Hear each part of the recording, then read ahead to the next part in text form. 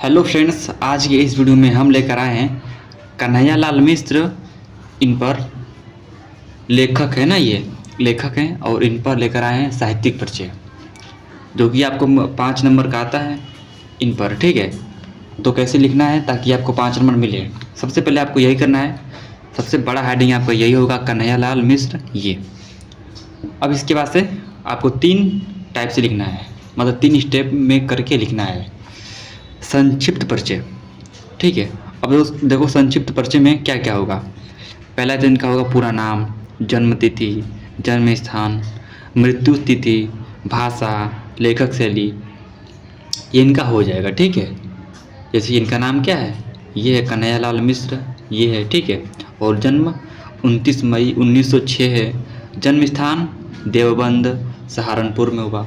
ऐसे आपको करना है। ठीक है, संक्षिप्त परिचय हो जाएगा।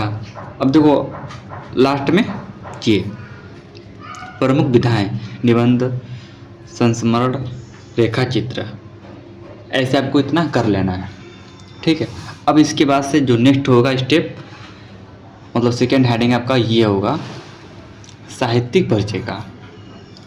ठीक है, तो इसमें आपको क्या क्या करना है। देखो जो भी मेरे से यहाँ पे गलती हो चुकी है ना, तो मैं इसको सबको साफ साफ काट दिया हूँ, लेकिन आपसे एग्जाम में लिखते वक्त कॉपी में गलत लिख जाता है तो उसको काटना नहीं, उसको छिपा देना है। ठीक है, ताकि गलतियाँ नहीं दिखता है उतना। लेकिन हम आपको सही सही बताएंगे ना, हम थोड़ी ना ऐसे गलत होगा तो उसको मैं गलत दिखाऊंगा। देखो लिखना है इनका ये, और जी का गद्य इनके जीवन से ढलकर आया है। इनकी रचनाओं में कालगत आत्मपरकता, चित्रात्मकता और संस्मरणात्मकता, ठीक है, और की प्रमुखता दिखाई देती है। इन्होंने हिंदी गद्य को नए मुहावरे, ठीक है, यहाँ पर छोटा घुमाता रहेगा, मुहावरे, नई लोकोक्तियाँ और नई सूक्तियाँ दी हैं।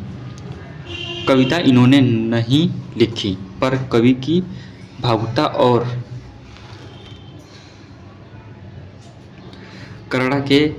कड़ा इनके गद्य में छलकती हुई इसलिए इनके शब्द निर्माण में जगह जगह चमत्कार हैं। वार्तालाप में विद्गत,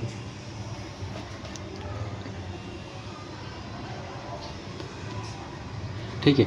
अब देखो इसके बाद से आपको लिखना है नेक्स्ट आगे, इसके बाद से आपको लिखना है साहित्यिक परिचय में और परिस्थिति चित्रण में नाटकीयता है। इनके व्यक्तित्व की दृढ़ता, विचारों की सत्यता, अन्याय के प्रति आक्रोश, ये है। ठीक है, अब देखो इतना पढ़ लेना। ठीक है, इतना लिखो। अब इसके बाद से नेक्स्ट होगा, इतना लिख जाने के बाद अब इसके बाद से आपको लिखना होगा इसके आगे, यहाँ तक एंड आपका हो जाएगा। तो इतना तक आपका हो जाएगा साहित्यिक परिचय।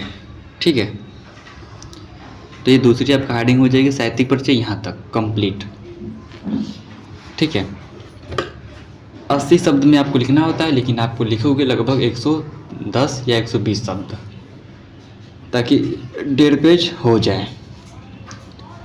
अब इसके बाद लास्ट हेडिंग हमारा यही रहेगा, प्रमुख रचनाएं। इसमें आपको 5-6 जो भी होगा रचनाएं कर देना है। तो रचनाएं का मिलता है आपको 2 नंबर और 3 नंबर साहित्यिक परिचय का।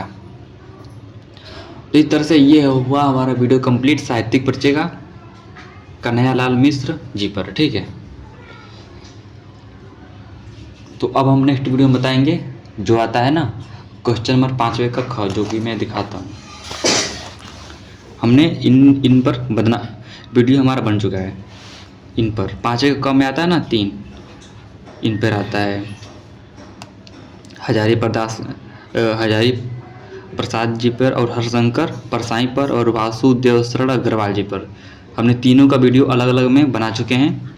और यही देखो 5वें क में एक लेखक साहित्यिक परिचय देते हुए उनकी प्रमुख रचनाओं का उल्लेख कीजिए।